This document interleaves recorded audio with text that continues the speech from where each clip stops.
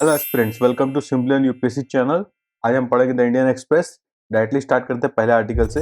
हो सके तो लास्ट तक दिखेगा। 5 से 10 मिनट में डेली एनालिसिस कंप्लीट कर देते हैं। तो पहला आर्टिकल ये है कि आटा, जो हम लोग गेहूं का आटा खाते हैं, उसका दाम इतना बढ़ गया है कि समझ लीजिए 38 रुपये मार्केट में बिक रहा है, जिससे लोगों को काफी प्रभाव पड़ रहा है। एक तरह से फूड इन्फ्लेशन मार्केट में देखा जा रहा है। उसको कंट्रोल करने के लिए गवर्नमेंट ने अभी कुछ कोऑपरेटिव स्टोर से कोऑर्डिनेशन किया है। नाफेद एक ऑर्गेनाइजेशन है जो एग्रीकल्चर प्रमोट करती है। फिर national cooperative consumer federation of India संस्था है। फिर फूड कॉर्पोरेशन ऑफ इंडिया और केंद्रीय भंडार, ये सब संस्थाएं मिलकर क्या कोशिश कर रही है कि जो आटा है उसको 29 रुपये 50 पैसे में बेचा जाए। इसके लिए गवर्नमेंट ई बीडिंग कर रही है, मैंने बेसिकली ई सेल कर रही है, यहाँ से ई ऑक्शन वीट का एफसीआई से, फूड कॉर्पोरेशन ऑफ इंडिया से, जिसको कॉपरेटिव खरीद सकती है गेहूं को कुछ 22-23 रुपए में, और फिर प्रोसेसिंग करके उसका आटा बना के 29 साढ़े 29 रुपए में मार्केट में बेच सकती है। तो इस पर गवर्नमेंट काम कर रही है। इस एस्पेक्ट आपको समझना है, because food inflation is an important item in the UPSC syllabus. उस कंटेक्स्ट में आपको समझना जरूरी है। फिर नेक्स्ट आर्टिकल ये है कि देखिए, सुप्रीम कोर्ट बोल रहा है, भाई मेरे बोलने का फायदा क्या हुआ कि हम तो इतना एक्शन जजमेंट दे चुके हेट स्पीच के ऊपर, पर कोई एक्शन नहीं ले रहा।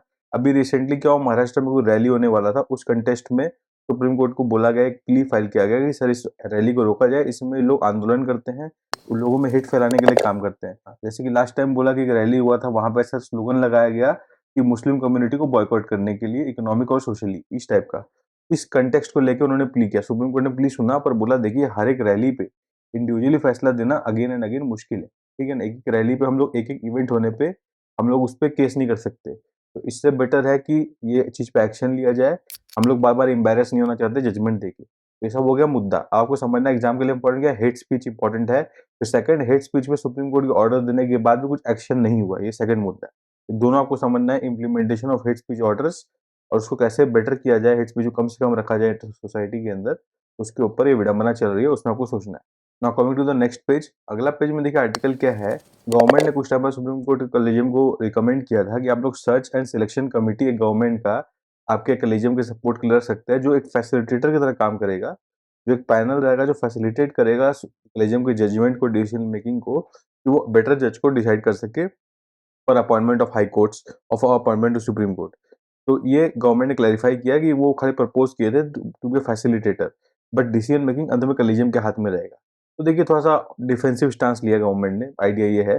बट आपको एग्जाम के पॉइंट ऑफ व्यू से ये सब चीज समझना नहीं है। आपको एग्जाम को पॉइंट ऑफ व्यू से ये चीज ध्यान रखना है, अपॉइंटमेंट ऑफ जजेस, जो हम लोग पिछले 1.5-2 महीने से इतना पढ़ चुके हैं कि ये तो श्योर है कि मैंने इस पे इशू बन ही गया। 10 नंबर का क्वेश्चन अब मान ही ली जाएगा, ये लगभग लग ही रहा है। उसके बाद मुद्दा क्या है कि कॉलेजियम सिस्टम, ठीक है, कॉलेजियम सिस्टम का वर्किंग, जितना सुप्रीम कोर्ट का केसेस हुआ अबाउट द अपॉइंटमेंट ऑफ जजेस, वो सारा प्रीलिम्स के लिए इंपॉर्टेंट है, ठीक है। तो इस कंटेक्स्ट में आप लोग सारा पॉइंट, फर्स्ट जज केस, सेकंड जज केस, थर्ड जज केस, कॉलेजियम सिस्टम क्या होता है, एनजैक क्या होता था, फिर गवर्नमेंट ने क्या क्या प्रपोज किया, उसके अलावा क्या क्या खारिज हो गया, अभी जो recently search and selection committee के बारे में बोला गया, ये सब प्रीलिम्स के लिए इंपॉर्टेंट बन जाता है। तो इनके बारे में आपको रिवीजन और अवेयरनेस होना चाहिए, ठीक है। Now coming to the next article, अगला आर्टिकल ये है कि अभी किसी ने प्ली डाला सुप्रीम कोर्ट में कि सर ये जो अपने एक कैंडिडेट होता है वो 2 लोकसभा सीट से या 2 सीट से कंटेस्ट करता है, ये रोकना चाहिए हमें। इसकी वजह से क्या है, जो वहाँ की जनता है वो थोड़े से परेशान हो जाते हैं, उनको पता नहीं रहता कि अगर ये दूसरा सीट जीत गया तो वहाँ चला जाएगा, फिर भी उनको वोट डालते हैं विद द होप। तो ये गवर्नमेंट, ये सुप्रीम कोर्ट ने बताया, देखिए पॉलिटिकल डेमोक्रेसी का पार्ट है, ठीक है। अगर इस पर कुछ इनोवेशन या चेंजेस लाना है तो वो लेजिस्लेचर के डोमेन में आता है, वो उस पर जुडिशरी कुछ कर नहीं सकता एज पर। और ऊपर से ये फंडामेंटल राइट्स को वायलेट नहीं करता, जिसमें सुप्रीम कोर्ट कुछ खास फैसला ले। और फिर second, representation of people act जो 1951 है, उसके अंदर सेक्शन 33(7) के अंदर ये अलाउ किया गया है।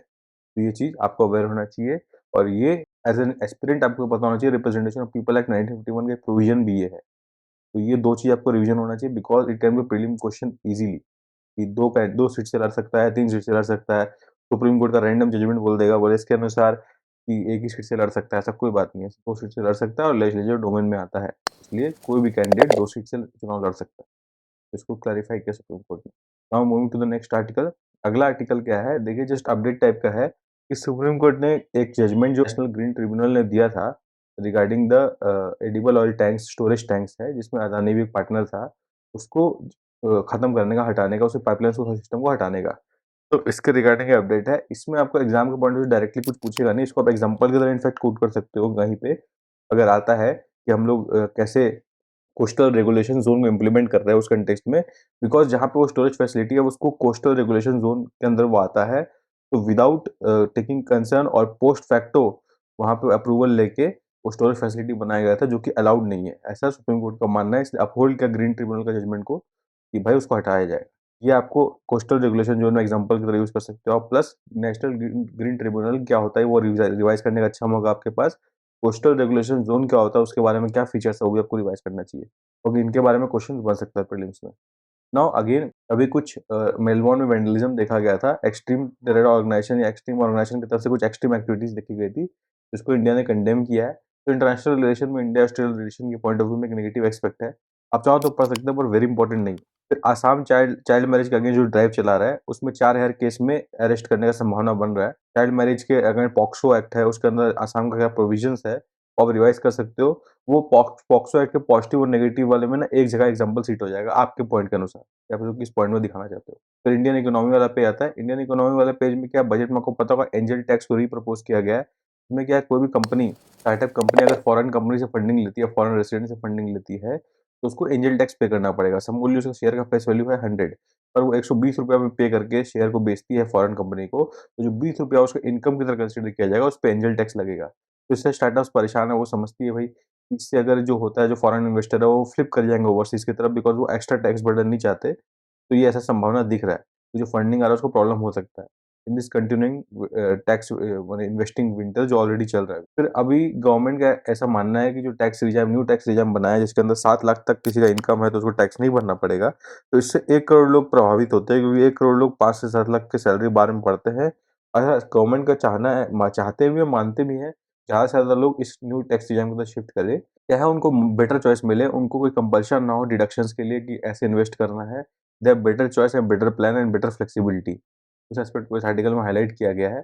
Income tax specially direct tax के पॉइंट ऑफ व्यू में गवर्नमेंट का रिफॉर्म्स है, उसके अंदर इस एग्जांपल को आप कोट कर सकते हो विद द रीजंस। तो ये था फ्रेंड्स आज के न्यूज़पेपर में। आई होप आपको पढ़ के अच्छा लगा हो। If you like the initiative तो चैनल को लाइक करें, सब्सक्राइब करें, और हाईलाइटेड पेज पीडीएफ को एक्सेस करने के लिए simply learn official channel Telegram में उसको ज्वाइन करें। तब तक के लिए best wishes for the examination.